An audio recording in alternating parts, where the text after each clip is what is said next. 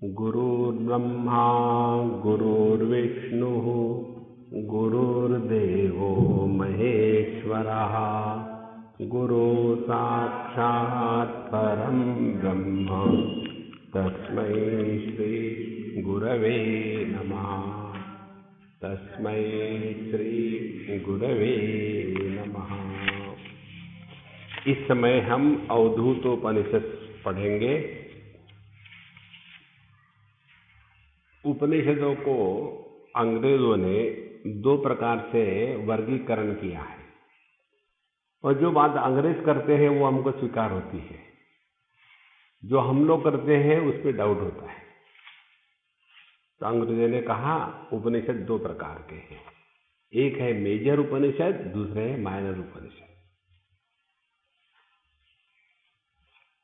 असल में उपनिषद major minor नहीं होता। जैसे बताते हैं ना कि एलिमेंट्री फिजिक्स थोड़ी एलिमेंट्री होता है, ये तो विद्यार्थी एलिमेंट्री है। फिजिक्स तो वही है सबके लिए, ऐसे नहीं कि बड़ों के लिए भिन्न फिजिक्स है, छोटों के लिए दूसरा है। यह तो अधिकारी को लेकर के कहते हैं। तो फिजिक्स एक ही है, इसी प्रकार से उपनिषद एक ही है, अलग अलग नहीं है। लेकिन फिर भी उन्होंने क्लासिफाई कर दिया कि यह जो उपनिषद है इस दो प्रकार के हैं, मेजर उपनिषद और माइनर उपनिषद। अब इसका कारण क्या है? इसका कारण ये है कि भगवान शंकराचार्य जी ने केवल 10-12 उपनिषदों पर भाष्य लिखा है। तो जिन पर भगवान शंकराचार्य का भाष्य उपलब्ध है उनको मेजर उपनिषद कहते हैं, और जिन पर उनका भाष्य उपलब्ध नहीं है उनको माइनर उपनिषद कहते हैं। वैसे उपनिषद मेजर माइनर नहीं है, एक ही है। तो यह जो उपनिषद है अवधूत उपनिषद, इस पर भगवान शंकराचार्य का भाष्य नहीं है। अब ऐसा क्यों है इसका विचार करेंगे तो अपने अपने विचार करने की क्षमता के अनुसार हम विचार करेंगे। एक कहेगा कि ये महत्व के उपनिषद नहीं होंगे इसीलिए उन्होंने भाष्य नहीं लिखा। दूसरा कहेगा कि वो केवल ज्ञानी है इसीलिए उन्होंने इस पर भाष्य नहीं लिखा होगा। तीसरा कहेगा नहीं, अब उनके पास इतना कहाँ टाइम था, छोटी उम्र में तो वो चले गए, तो जितना हो सके उन्होंने किया। तो हमको यही समझना है कि उपनिषद में मेजर माइनर नहीं होता। तो उन्होंने ऐसा क्यों किया, इस चक्कर में ना पड़े। यह अवधूतोपनिषद जो है, इस अवधूतोपनिषद में सभी उपनिषदों के परंपरा के अनुसार गुरु शिष्य का संवाद है। इसमें गुरु है भगवान दत्तात्रेय और शिष्य है संस्कृति। यह जो संस्कृति है यह यहाँ का शिष्य है, इसीलिए मंत्र में आता है अतः संस्कृति भगवंतम अवतम। तो दो हो गए, एक शिष्य और एक गुरु। पहले गुरु के बारे में जानने का प्रयत्न करें। भगवान दत्तात्रेय इस उपनिषद के गुरु है, प्रवक्ता है। भगवान दत्तात्रेय जी को लेकर के शास्त्रों में अनेक अनेक कहानियां हैं कि भगवान दत्तात्रेय कौन है। अत्रि और अनसुईया इनके पुत्र को आत्रेय कहते हैं, और यह भगवान के प्रसाद से प्राप्त हुए, इसीलिए वो भगवान के द्वारा दिए गए हैं, इसीलिए दत्तात्रेय। जैसे होशंगाबाद के रहने वाले होशंगाबादी, मी मुंबईकर, उसी प्रकार से आत्रेय तो दत्तात्रेय, ये उसका एक अर्थ है। इसकी अनेक कहानियां हैं कि अनुसुईया जी, इनकी बड़ी दुनिया में चर्चा हो रही थी कि अनुसुईया जी के जैसे पतिव्रता जगत में कोई भी नहीं है। तो ये जो 3 देवता है, ब्रह्मा विष्णु महेश, उनकी पत्नियों को जलन होने लग गई। यह एक सिद्धांत है दुनिया का। क्या सिद्धांत है? सिद्धांत ये है कि एक स्त्री दूसरे स्त्री को लेकर के कभी प्रसन्न नहीं होती, हमेशा जलती है लकड़ी की तरह। और इसीलिए सास बहू में झगड़ा, इस जलन के कारण। और हम इसका बहुत फायदा उठाते हैं। जब हमको टाइम पास करना हो, क्या करते हैं कि एक स्त्री की दूसरे स्त्री के सामने तारीफ करो, और जो स्त्री सामने है उसकी तारीफ मत करो। फिर देखो, हमारी साधना इसी चलती है। अमेरिका की बात है, हम जिनके यहाँ रहते थे वो भी हमारी बहुत पहचान की इंडिया की ही लड़की है। हमने ही उसकी शादी करवाई, वहाँ गए और वहाँ रहने लग गए। अब दूसरी लड़की, वो भी इंडिया की, उसकी भी शादी हमने ही करवाई थी। अब हम पहले लड़की के यहाँ रहते थे, खाना खाते थे। अब रोज का खाना खाना है, अब क्या कहना है उससे। दूसरे के यहाँ एक ही बार गए और वहाँ जाने के बाद हमने उसके खाने की बड़ी तारीफ करी और कहा, भाई ये बहुत बढ़िया बना है, एक बार और दे दो। अब खाना क्या हो गया, तुरंत पहले लड़की उवाच, हमको कहती है, स्वामी जी मुझे आपसे बात करनी। हमने कहा, देखो घर जाके बात करेंगे, मैं तो तुम्हारे पास ही रहता हूँ ना। नहीं, अभी बात कर। बाल हट्ट, राजहट्ट और स्त्री हट्ट, इसको कोई नहीं जीत सका आज तक। तो हमको तो मानना ही पड़ता है। इसीलिए सब हमको प्यार करते हैं, क्योंकि हम सबकी सुनते हैं। हमारी कोई नहीं सुनता, हमको सबकी सुननी पड़ती है। तो हम गए, बोले स्वामी जी इस कमरे में बैठा। छोटा सा कमरा, केवल बिस्तर ही है, कुर्सी वगैरह कुछ नहीं।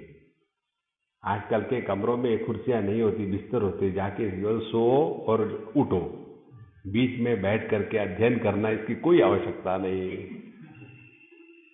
आप देखे हर घरों में जाकर के सबसे महत्व का फर्नीचर कोई होगा तो बिस्तर, दूसरा कोई नहीं। तो हम बिस्तर पर बैठे और वो नीचे बैठी, हमारे घुटनों पर सर रखा और रोने लग गई। हमने कहा, क्या हो गया, क्या होना है? हमने कहा, देखो फिलॉसफी मत करो, सीधी सीधी बात बताओ। तो बोले, आप इसके खाने की कितनी तारीफ कर रहे हैं?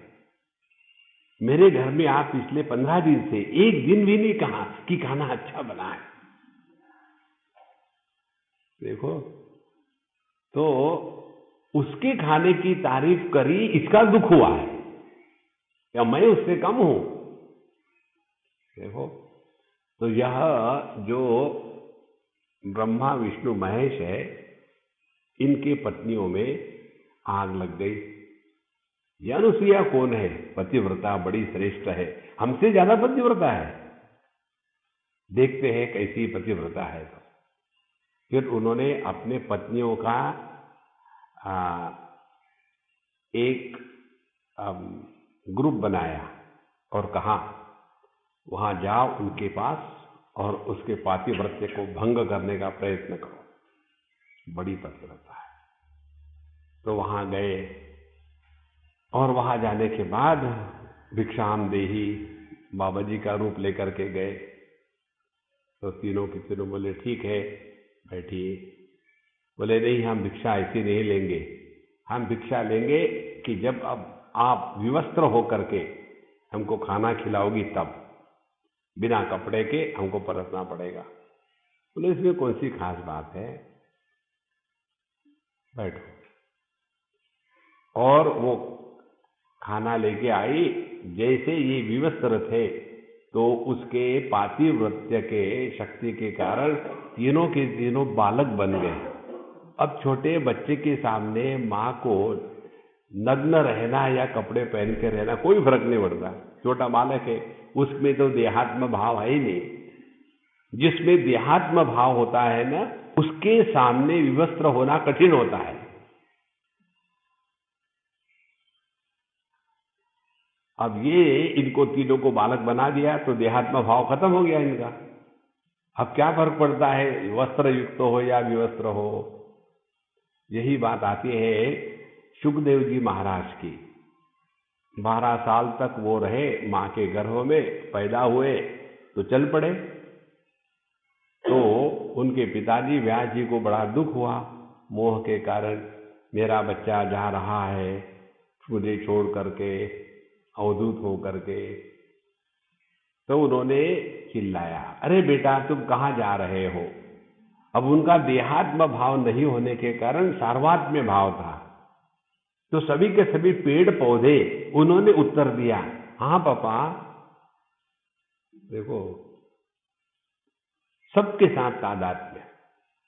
और जब वो जा रहे थे तो वहां एक कहीं नदी में लड़कियां स्नान कर रही थी विवस्त्र होकर के, तो वो वहां से गुजरे तो सभी ने उनको वहां से बाबा टाटा कर दिया। कुछ सवाल ही नहीं परेशान होने का। 12 साल का जवान लड़का जा रहा है और लड़कियों को कोई परेशानी नहीं। उसके पीछे बुढ़ाऊ आए, व्यास जी अपने बच्चे का पीछा करते हुए जैसे आए तो उन्होंने तुरंत पानी के अंदर छिप गई और कहा भागो यहां से। तो उन्होंने पूछा कि भाई जब वो जवान लड़का गया था तब तो तुमको शर्म नहीं आई, मैं बुढ़ाऊ आ गया तो तुमको शर्म आ गई। बोले उनमें देहात्म भाव नहीं था, इसीलिए कोई हमारे मन में विकार नहीं आए। आप में देहात्म भाव है, इसीलिए हमने अपने आप को छुपा लिया। देखो देहात्म भाव ही संसार का प्रारंभ है। तो ये अनुसुईया जी के सामने जो नाम है ना वो है अनसूया, अनुसया नहीं है। एक बंबई में बस वाला है, उसने अपने बस का नाम लिख दिया है अनुसया ट्रेवल्स। वो अनुसया नहीं है, अनसूया है। असूया माने जेलसी, अनसूया माने जेलसी का अभाव। असूया जो होती है वो निष्फल होती है। दूसरे की बारे में जलो निंदा करो, उससे कुछ निकलता नहीं। जो अनसूया है वो किसी के प्रति कोई भी दुर्भावना नहीं, किसी की तारीफ नहीं, किसी की निंदा नहीं। ऐसी जो अनुसुईया जी थी उनके सामने ये तीनों पति देव बन गए बच्चे, और बच्चों को लेकर के अब उन्होंने उनको खाना खिलाना शुरू कर दिया। अब उधर में ये तीनों महारानियां परेशान, अब हमारे पति तो बच्चे हो गए, अब इन बच्चों को क्या करेंगे।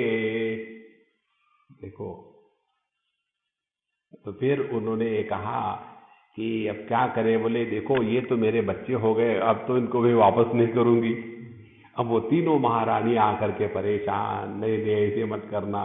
बोले नहीं ये तो मेरे बच्चे हैं, मैं क्यों अपने बच्चे दूं। फिर ये ब्रह्मा विष्णु महेश तीनों को मिला करके जो हुए वो है भगवान दत्तात्रेय, इसीलिए उनको 3 सर है। देखो एक कहानी है। इस प्रकार से भिन्न भिन्न कहानियां आती है। हमको यही समझना है भगवान दत्तात्रेय भगवान के ही अवतार है। इससे क्या सीखना है? इससे ये सीखना है कि यह जो उपनिषदों का ज्ञान है ये मनुष्य के बुद्धि की कल्पना नहीं है। वेदों को अपौरुषेय कहा है।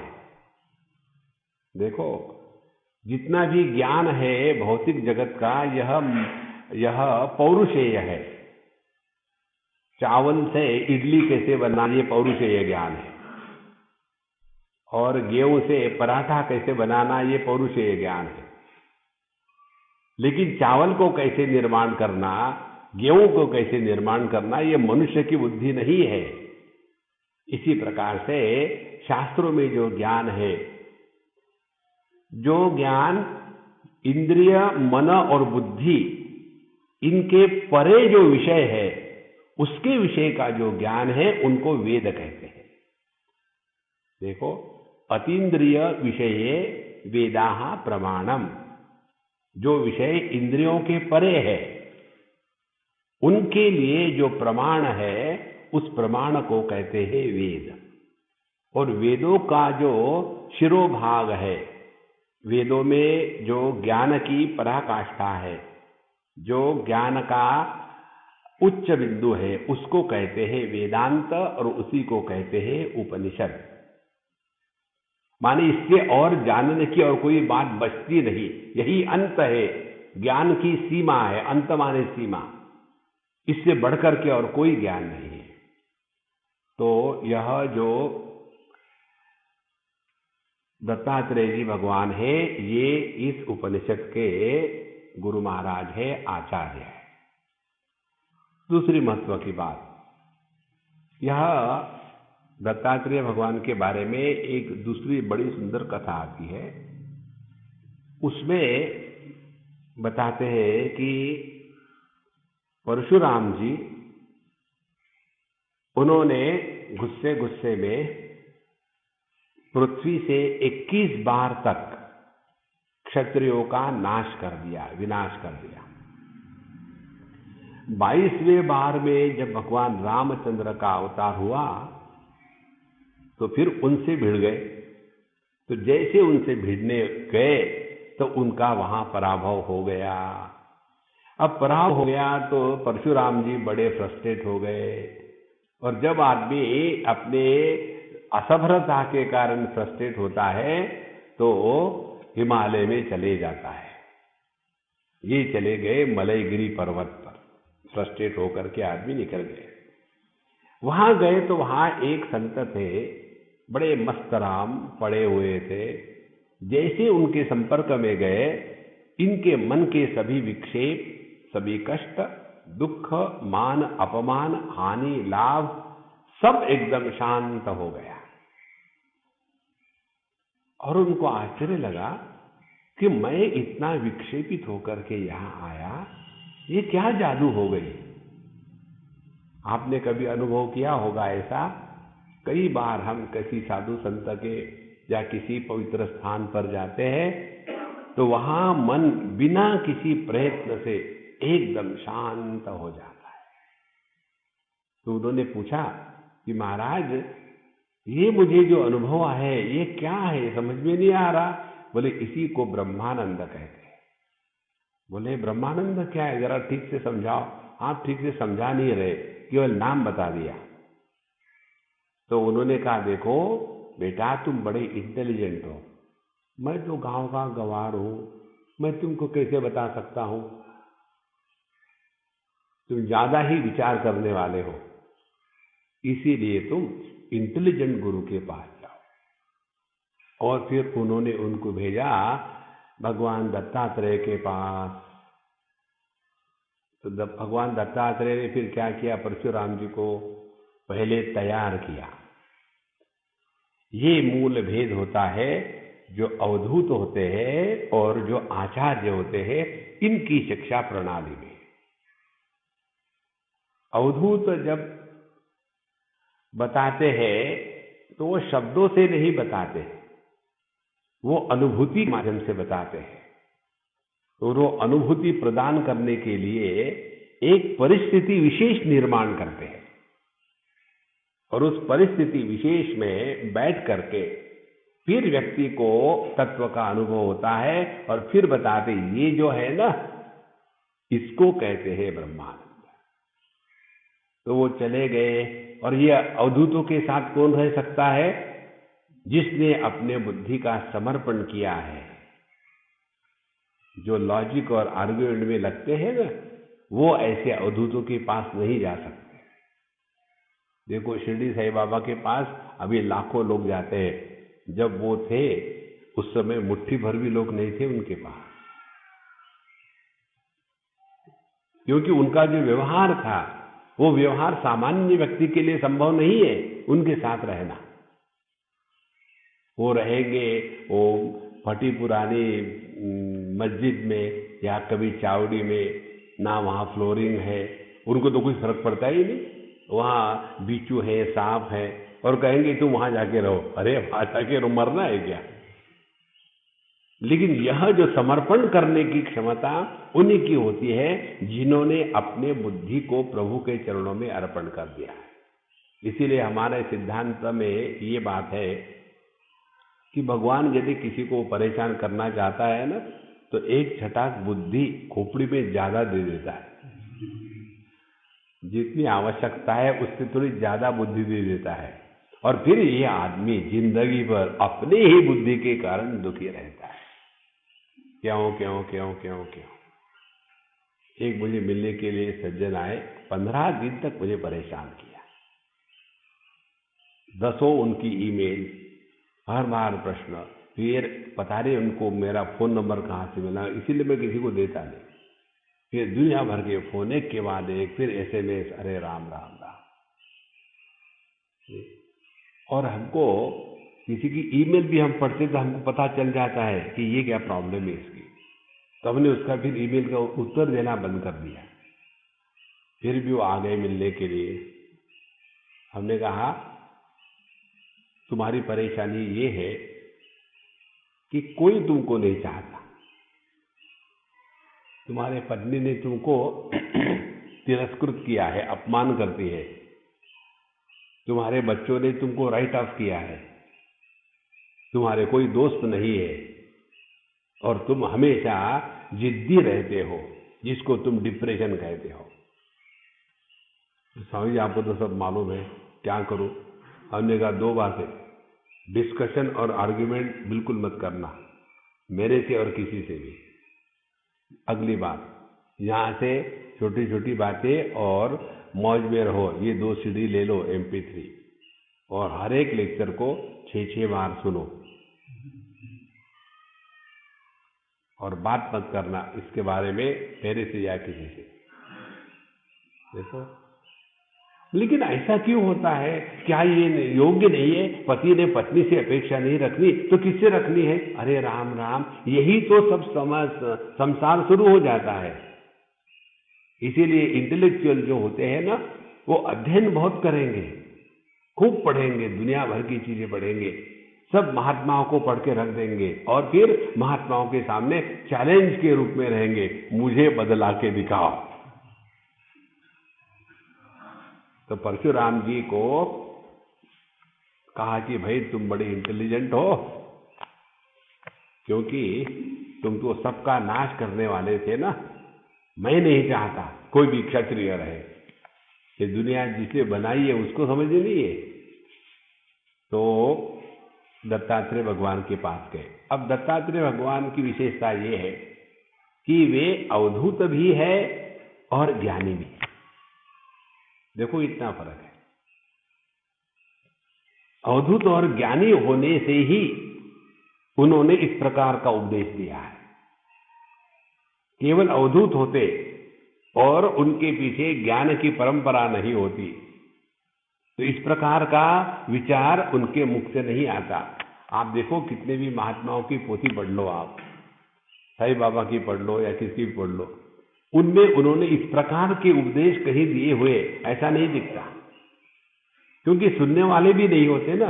अवधूतों के पास जितने जाने वाले होते हैं वो केवल अपनी इच्छाओं को पूरा करने के लिए जाते हैं। हमारे नित्यानंद बाबा कहते थे, मेरे पास सभी लोग जलेबी लड्डू खाने के लिए आते हैं, परमात्मा के पूछने के लिए एक भी व्यक्ति आज तक नहीं आया। उनके जीवन का यही दुख था, क्योंकि परमात्मा की किसको आवश्यकता है? हमको तो दुनिया चाहिए ना।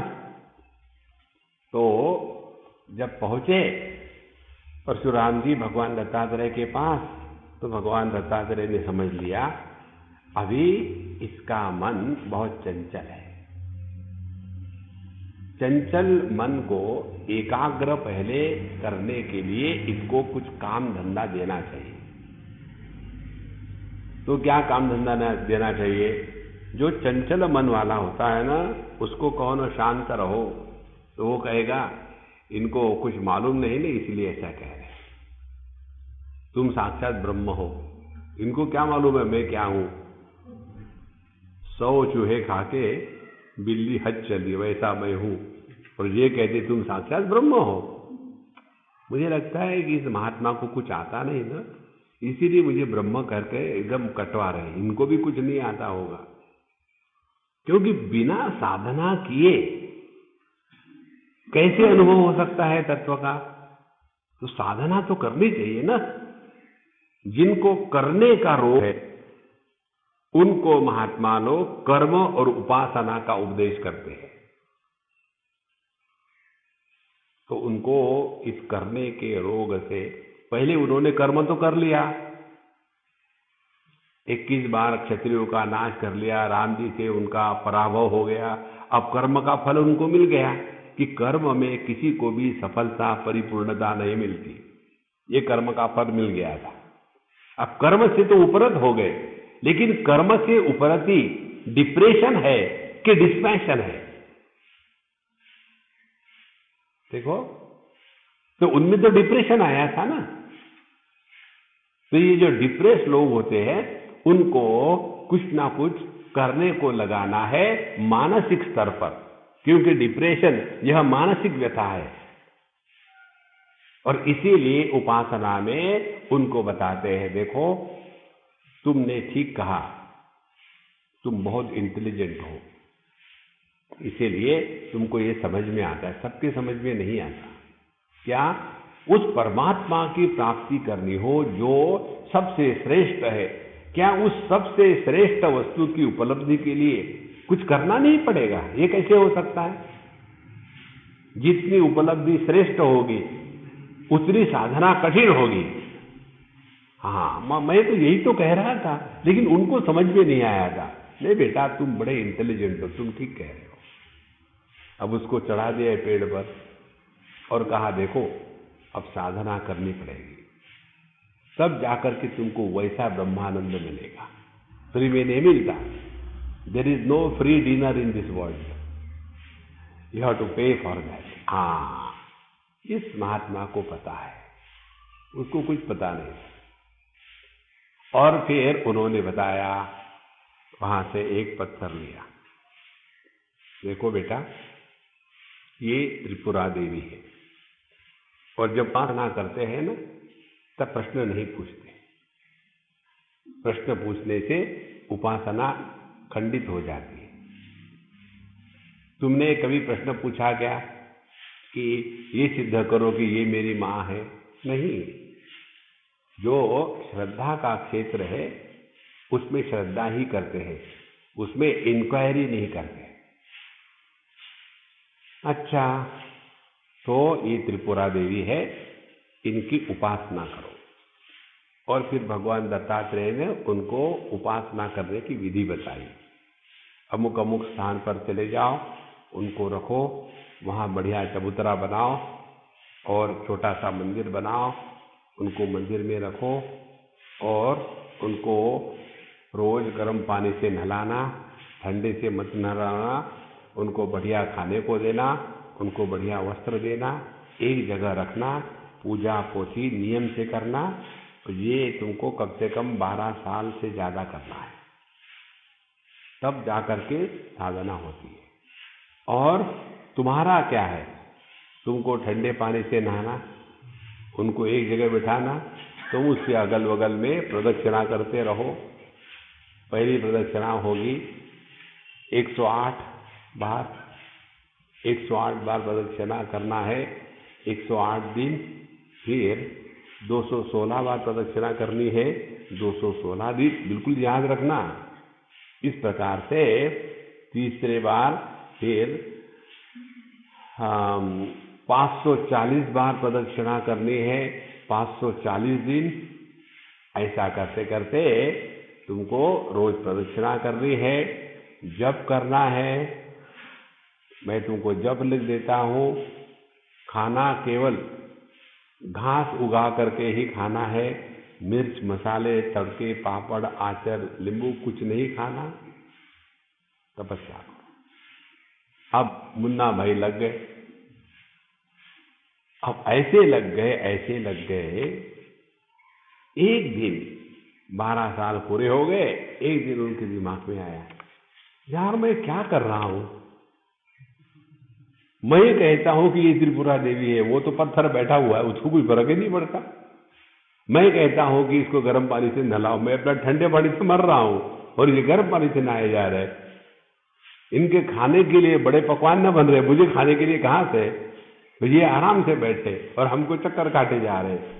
कुछ तो भी गड़बड़ी है, ये कैसी श्रेष्ठ हो सकती है, क्योंकि उसको मैंने ही तो श्रेष्ठ बनाया है। तो ये है कौन जिसने मुझे 12 साल तक परेशान किया। फिर चले गए गुरु महाराज के पास, भगवान दत्तात्रेय के पास।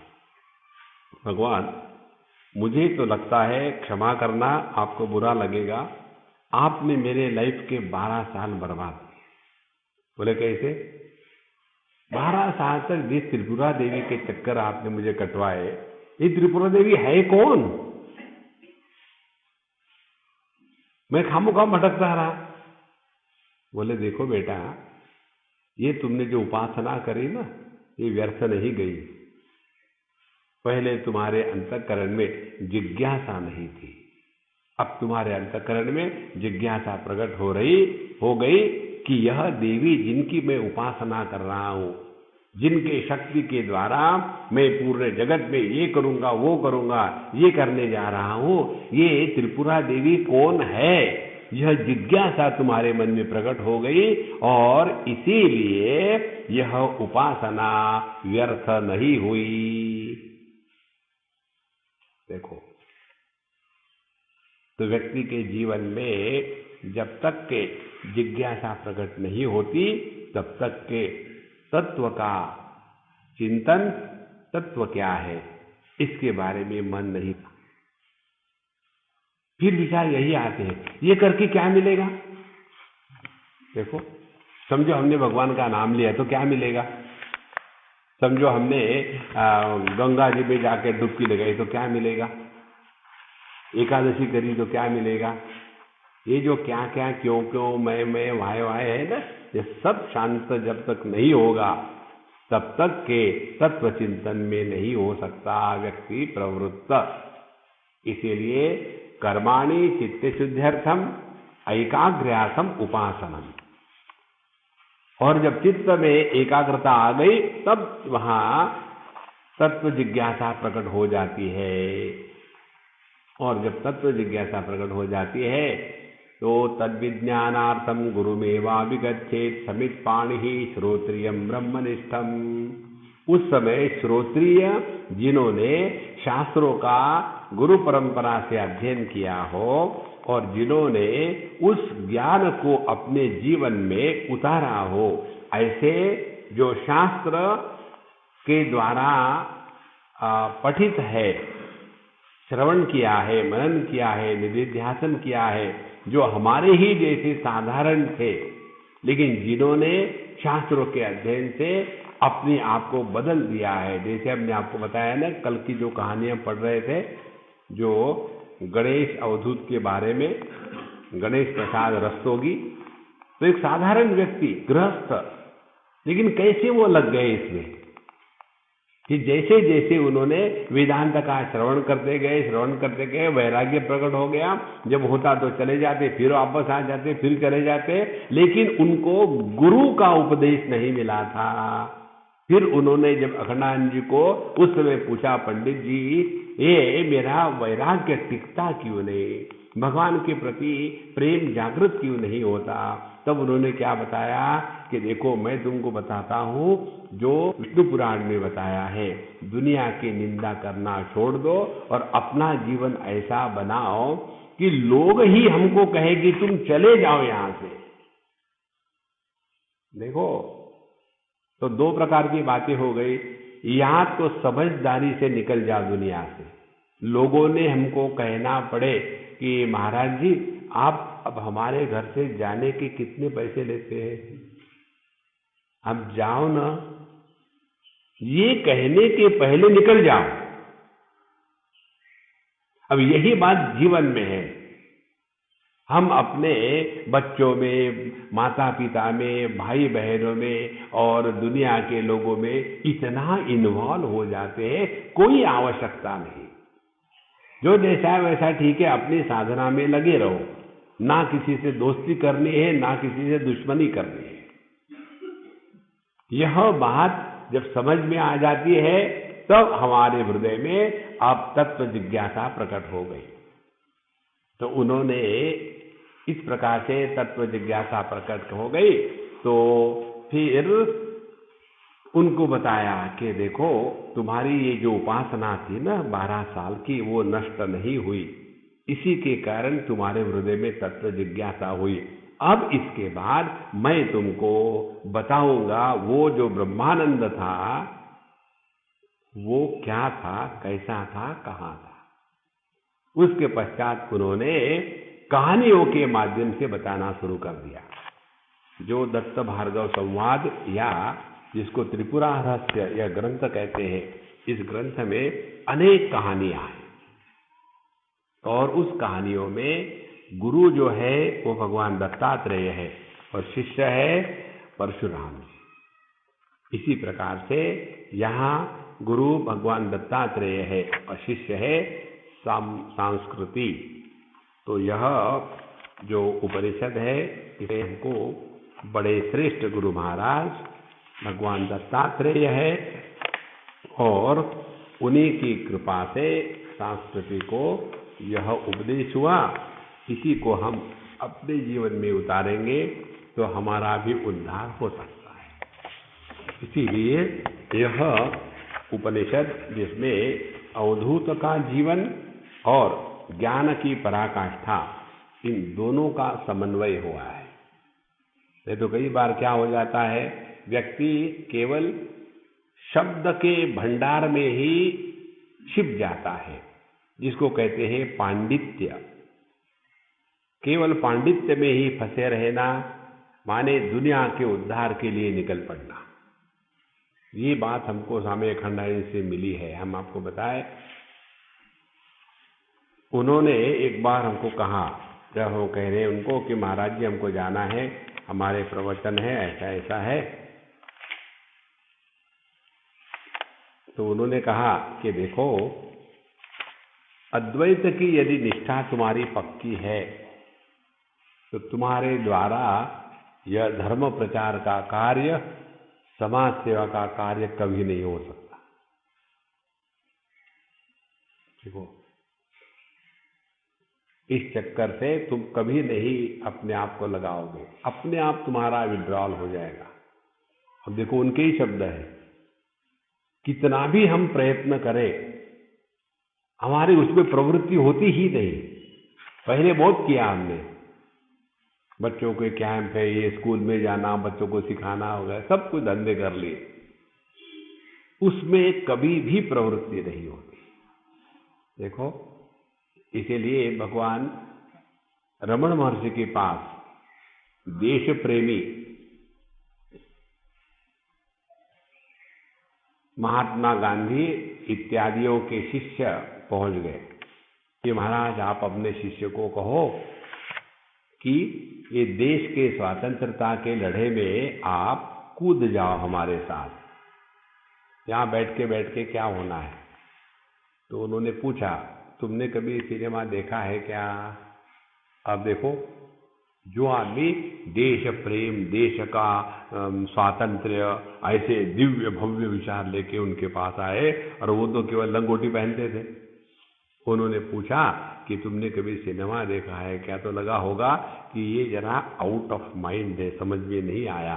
महाराज जी, हम तो भारत देश के स्वातंत्र्य की बात कर रहे और आप सिनेमा की बात कर रहे हो। बोला, हाँ मुझे समझ में आया, तुम मेरे प्रश्न का उत्तर दो, सिनेमा देखा है? बोले हाँ देखा। उसमें यदि स्क्रीन पर ये दिखता है कि एक घर को आग लगी है और उसके अंदर में 2-4 बच्चे हैं, 1-2 औरतें हैं, तो तुम क्या पानी लेकर के उस स्क्रीन के ऊपर में पानी फेंकोगे उस अग्नि को बुझाने के लिए? देखो, जब तक कि ये जगत को सत्य मानेंगे ना, तभी तक जगत के लिए कुछ करना है, यह कीड़ा दिमाग में खुसखुस करता रहेगा। यही बताएंगे, न निरोधो न च उत्पत्ति न बद्धो न च साधकः न मुक्तः न मुमुक्षुर्वै इत्येषा परमार्थता।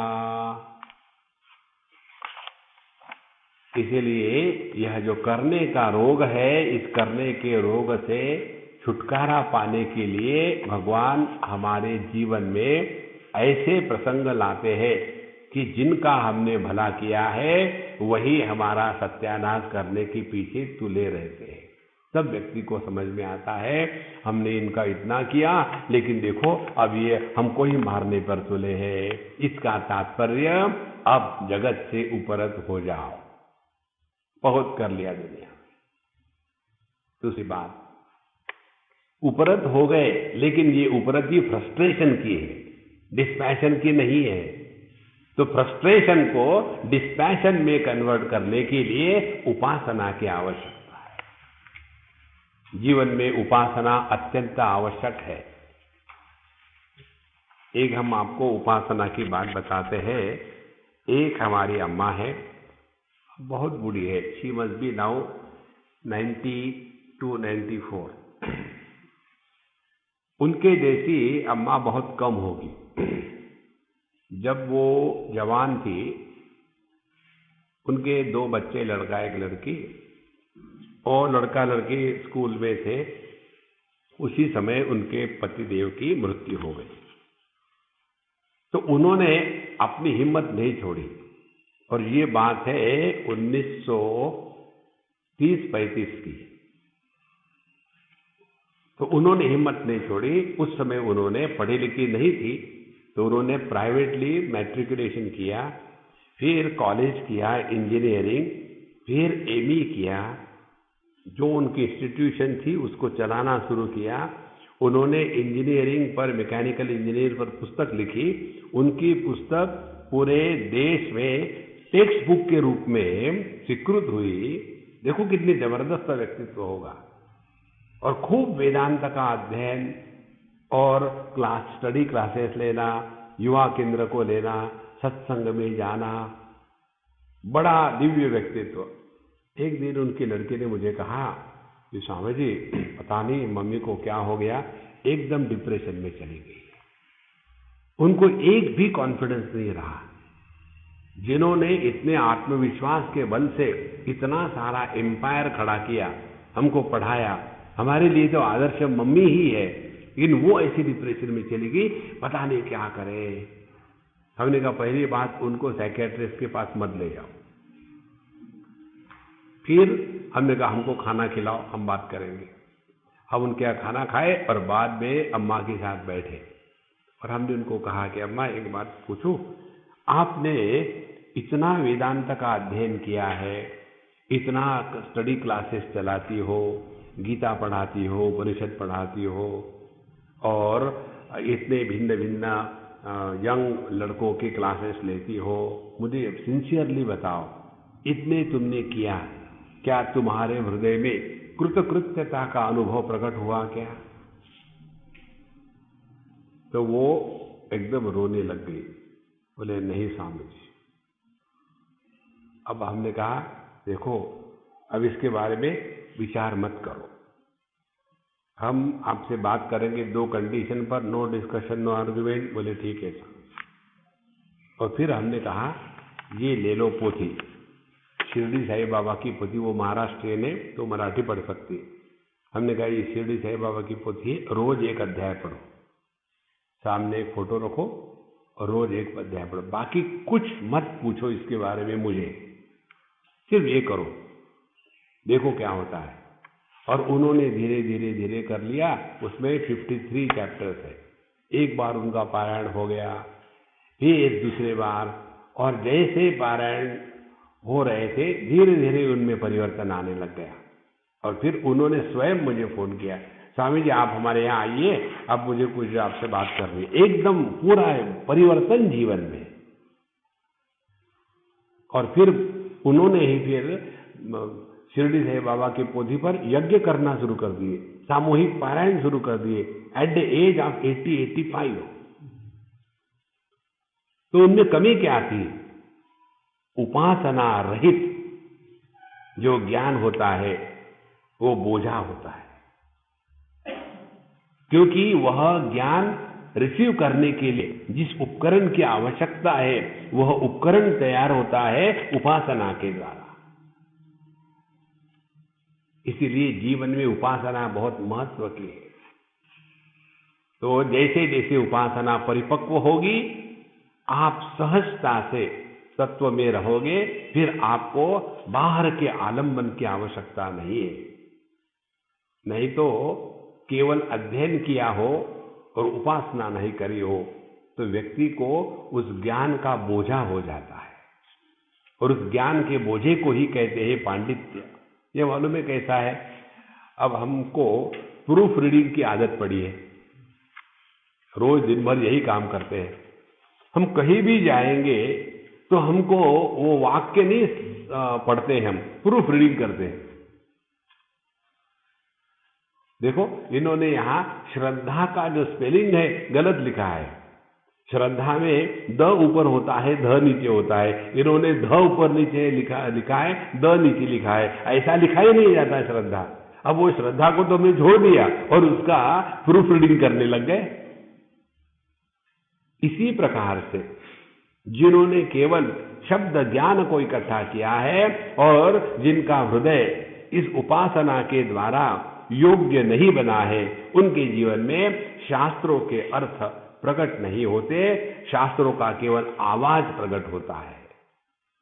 और जब केवल आवाज प्रकट होता है तो ऐसे आपका स्वयं का अनुभव होगा।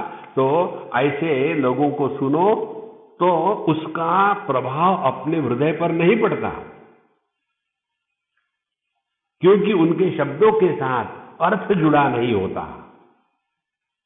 शब्द के साथ अर्थ तब जुड़ता है जब शब्द उपासना किए हुए अंतःकरण से प्रकट हो गए हो। इसीलिए उन्होंने कहा परशुराम जी से, भगवान दत्तात्रेय जी ने, कि देखो तुम्हारी उपासना व्यर्थ नहीं हुई। अब तुम जो सुनोगे यह अध्ययन दूसरे को बताने के लिए नहीं होगा, ये अध्ययन होगा तुमको अपने जीवन में अनुभूति के रूप में प्राप्त करने के लिए। इसलिए यह जो अवधूत उपनिषद है, इसके जो आचार्य है भगवान दत्तात्रेय, इनकी ये विशेषता है कि ये ज्ञाननिष्ठ है, ज्ञान की बात करेंगे फिर भी इनका जीवन अवधूत का है। यह भगवान दत्तात्रेय का जो संप्रदाय है वो विशेष करके गुजरात, महाराष्ट्र, कर्नाटक और आंध्र, इन 4 भागों में मुख्य रूप से, बाकी जगह में बहुत कम है। और जैसे महाराष्ट्र के एक संत हो गए एकनाथ महाराज, जो वारकरी संप्रदाय है उसमें उनको बहुत मानते हैं। तो उनके भी जीवन की यही कथा आती है। जब वो छोटे से बालक थे, जबरदस्त वैराग्य और उनको प्रेरणा हुई कि हम अपने गुरु के पास चले, और 10-12 साल के बालक घर से निकल पड़े और निकल पड़ करके जनार्दन स्वामी, जो एक किले के किलेदार थे मुगलों के यहाँ, वहाँ पहुँच गए। और वहाँ पहुँच करके उन्होंने गुरु सेवा करी, जो जो बताया। और जब वो योग्य हो गए उपासना के द्वारा, सेवा के द्वारा, तब गुरु ने उनको भगवान के दर्शन कराने के लिए कहा कि वहाँ आ जाना। वहाँ गए तो वहाँ उनको एक फकीर दिखा जिसके साथ 4 कुत्ते थे, कुतिया थी, गंदा ड्रेस था, और वही भगवान दत्तात्रेय थे। तो इस बच्चे ने स्वीकार नहीं किया, ये कैसे भगवान हो सकते। और फिर उन्होंने कहा भगवान से कि भगवान ये बच्चा है, अभी इसको समझ में नहीं आएगा, उसको आप अपने स्वरूप में दिखाइए। और फिर उन्होंने अपना जो मूल स्वरूप है इसमें दर्शन कराया। और उसके बाद उन्होंने भागवत पर जो कमेंट्री लिखी है अनपैरेलल है। तो उपासना के द्वारा ही ज्ञान अनुभव में कन्वर्ट होता है। इसीलिए यह उपासना जीवन का एक महत्व का अंग रहे, अन्यथा हम अपने आप को धोखा देते हैं।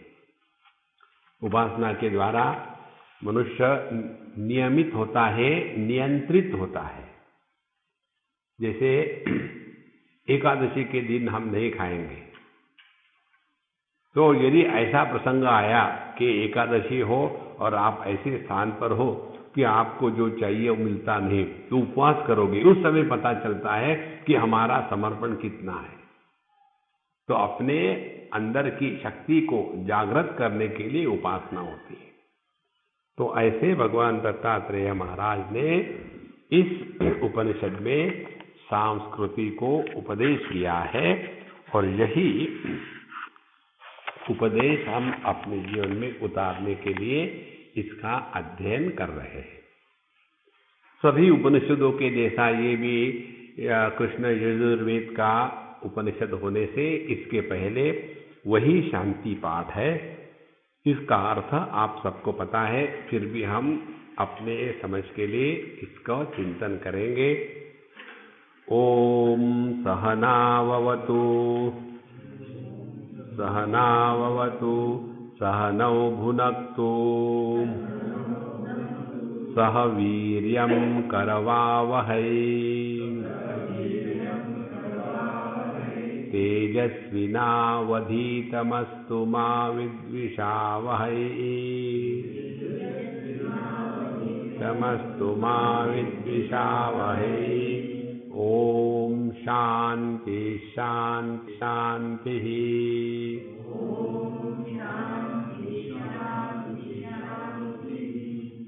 अब हम लोग साथ साथ कहेंगे उसको। ओम सहनाववतु सहनौ भुनक्तु सह वीर्यं करवावहै तेजस्विनावधीतमस्तु मा विद्विषावहै। ओम शांति शांति शांति। अब देखिए, इस शांति पाठ में उपासना ही है, यह भगवान की प्रार्थना है। प्रार्थना ये उपासना के क्षेत्र में आता है। शांति पाठ या प्रार्थना अनेक प्रकार की होती है। एक तो प्रार्थना होती है तत्व को प्रतिपादित करना, यह शांति पाठ। जैसे ईशावास्य का शांति पाठ है, ओम पूर्णमदः पूर्णमिदं पूर्णात् पूर्णमुदच्यते पूर्णस्य पूर्णमादाय पूर्णमेवावशिष्यते। ओम शांति शांति शांति। इस शांति पाठ में, इस प्रार्थना में तत्व का प्रतिपादन हुआ है। एक तो शांति पाठ ये होता है। दूसरा शांति पाठ ये होता है, भगवान से प्रार्थना करते हैं कि हे भगवान, वांग में मनसी प्रतिष्ठिता मनो में वाची प्रतिष्ठितम। हे भगवान, मेरी वाणी, मेरा मन, मेरा देह, मेरे कर्म सब एकदम प्रतिष्ठित होवे, सब एक दूसरे को मिलके चले, ज्ञान का क्रिया में अपमान न होवे, क्रिया जो है ये ज्ञान स्वरूप ही होवे। इस प्रकार से भगवान से प्रार्थना करते हैं। यहाँ तीसरे प्रकार की प्रार्थना है, जिसमें गुरु और शिष्य दोनों ही साथ साथ बैठ करके भगवान के अनुग्रह का आह्वान करते हैं। इसीलिए ओम माने हे भगवान। अब तो शिष्य तो भिन्न भिन्न है, कोई देवी का उपासक है, कोई राम का उपासक है, कोई शिव का उपासक है, कोई गणपति का उपासक है, कोई सूर्य का उपासक है। तो क्या करे, तो सबका जो कॉमन है वो है ओम। इसीलिए ओम के द्वारा सभी प्रकार के परमात्मा को हमने आह्वान किया है। परमात्मा की तीन प्रकार से स्मृति होती है या उनको स्मरण किया जाता है। एक प्रकार है जो निर्गुण निराकार है। तो निर्गुण निराकार परमात्मा को ओम के द्वारा कहते हैं, जैसे हमारे आर्य समाजी भाई बंधु ओम। दूसरा होता है सगुण निराकार। सगुण निराकार योग शास्त्र में इसका प्रयोग होता है। जो अंतर्यामी परमात्मा है वह अंतर्यामी होने के कारण सगुण और सभी का वो अंदर से नियंत्रण करता है, इसीलिए अपना कोई आकार नहीं। चाहे पेड़ हो, चाहे अग्नि हो, चाहे जल हो, चाहे बुद्धि हो, चाहे स्मृति हो, इन सब का जो अंदर से नियंत्रण करता है अंतर्यामी, इसीलिए वो निराकार है। और क्योंकि वो नियंत्रण कर रहा है इसीलिए वो सगुण है। तो सगुण निराकार दूसरा भगवान का रूप है, ये हमारे शास्त्रों में बताया है। तीसरा भगवान का रूप होता है जो है सगुण साकार।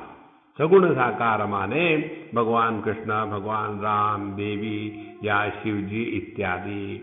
तो जाकी रही भावना जैसी, जैसे जैसे अपनी भावना है उस भावना के अनुसार हम भगवान का स्मरण इस एक शब्द से करें ओम।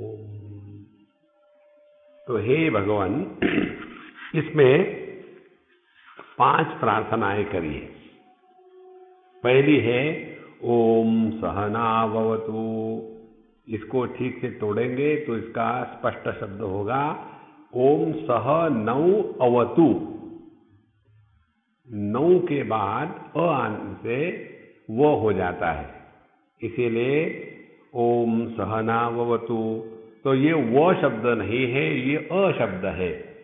और जब ये पता नहीं तो जैसे बिहार में, यूपी में, बंगाल में, उड़ीसा में वो को ब कहते हैं, तो कहेंगे सहना भवतु। तो ये भवतु नहीं है, यह सह नौ अवतु। नौ माने हम दोनों। तो सहना भवतु, हम दोनों की रक्षा करो, पहली प्रार्थना। दूसरी सहनौ भुनक्तु, हम दोनों भी इस शास्त्र का जो अध्ययन करने के लिए प्रवृत्त हुए हैं। देखो ध्यान से सुनना, जितना शिष्य शास्त्र के अध्ययन में रुचि लेता है उतना ही रुचि लेना गुरु के लिए आवश्यक है। इसीलिए हर एक बार चाहे ग्रंथ वही रहे, भिन्न भिन्न अर्थ प्रकट होते हैं। यदि गुरु भी अपने आप को हमेशा शिष्य समझ कर ही अध्ययन करे, ये बहुत बड़ी महत्व की साधना है। कभी भी अपने आप को गुरु के स्थान पर मत रखना। तो हमने कितने जगह जाते हैं, ये जो योगा सिखाने वाले होते हैं ना, ये हमको कहते हैं स्वामी जी ये हमारे शिष्य हैं। कौन किसका शिष्य है और क्या सिखाया? ये टांग को वहां रखो, उस टांग को वहां रखो, हो गए गुरु। देखो गुरु का बोझा बहुत भयंकर होता है। जब आदमी गुरु बन जाता है ना, सीखने की प्रक्रिया खत्म हो जाती है। जैसे बूढ़े व्यक्ति का लक्षण क्या है? बूढ़ा व्यक्ति माने वो है, अब उसकी सीखने की प्रक्रिया खत्म हो गई। उनको कुछ भी कहो कि देखो बेटा ये कर दो, नहीं पापा आप सीख लो ना, अब नहीं मैं सीखना चाहता हूं, मुझे सब आता है। इसको क्या सीखना है? सीखने से इनकार किया तो बुढ़ाऊ हो गए। देखो, और यही बात अध्यात्म में आती है। साधक को जीवन भर शिष्य के रूप में ही रहना है। सहनौ भुनक्तु, दोनों भी अध्ययन और अध्यापन उसमें आनंद ले, रुचि ले। ऐसे नहीं अब आई गए हैं यहां तो जाना ही पड़ेगा। जब 1000-2000 का कैंप होता है ना, तो उसमें कौन आया कौन गया पता ही नहीं लगता। जब लाखों के लोग सुनते हैं, महाराज जी बैठे हुए, चारों तरफ से स्क्रीन लगे हैं और महाराज जी बोले जा रहे हैं, और वहाँ बैलगाड़ी खुली है, बच्चे खेल रहे हैं, और वहाँ ब्रेड बटर चल रहा है, उधर भगवान की कथा चल रही है। ऐसा उपनिषद का अध्ययन नहीं हो सकता। उसमें पूर्ण रूप से एकाग्रता आवश्यक है। और एकाग्रता किसको कहते हैं? जब हमको अध्यापन और अध्ययन इसमें जब रस निष्पन्न होता है तब एकाग्रता हुई। देखो, जो संगीतकार है, जब उनको एकाग्रता से राग रागिनी शुरू हो जाती है, तो जिनको इसका ज्ञान नहीं, जिन्होंने उसमें पार्टिसिपेट नहीं किया, वो कहते क्या ये यार ये आ ऊ लगा दिए बंद कर, क्योंकि उसमें उनका रस की निष्पत्ति नहीं हो रही है। और जिनको रस की निष्पत्ति होती है, उनको उसमें बड़ा आनंद आता है। इसी प्रकार से ये क्या महाराज जी, हमको एक बार लोनावाला में कहा था, वहाँ के कई फ्लोटिंग पॉपुलेशन आती है, एक सिंधी लेडी थी, वो कहीं सुनती होगी हमको टीवी पर, वो भी आ गए, अरे स्वामी जी आप यहाँ आ गए, हमको बड़ी खुशी होगी, अब जरा यहाँ आनंद आएगा। और वो आके बैठी, और वहाँ हम अष्टावक्र गीता पर बोल रहे थे। वह अष्टावक्र गीता पर वहाँ तो एकदम सीधा टारगेट में एरो चला जाता है, इधर उधर देखना ही नहीं। और आके बैठी और सूक्ष्मता से चिंतन चल रहा है। बाद में कहती स्वामी जी आप वो टीवी वाले स्वामी जी नहीं हो सकते, एक तो यहाँ आप अंग्रेजी झाड़े जा रहे हो, हमको कुछ समझ में नहीं आता, दूसरी बात एक भी जोक नहीं बताया। अब देखो, माने हम तत्व चिंतन कर रहे हैं कि जोक बता रहे हैं, लेकिन सुनने वाला क्या सुन रहा है, जोक सुन रहा है कि तत्व ज्ञान सुन रहा है। और इसीलिए उसमें उनको रस नहीं आता। सह नौ भुनक्तु। अच्छा, इस रस आने के लिए आवश्यकता क्या है? सहवीर्यम करवावहे तेजस्विनावधि तमस्तु मां विद्विषावहे। इसको हम अगले सत्र में लेंगे, यहाँ इतना पर्याप्त है। ओम पूर्णमदः पूर्णमिदं पूर्णात् पूर्णमुदच्यते पूर्णस्य पूर्णमादाय पूर्णमेवावशिष्यते। ओम शांति शांति शांति। हरि ओम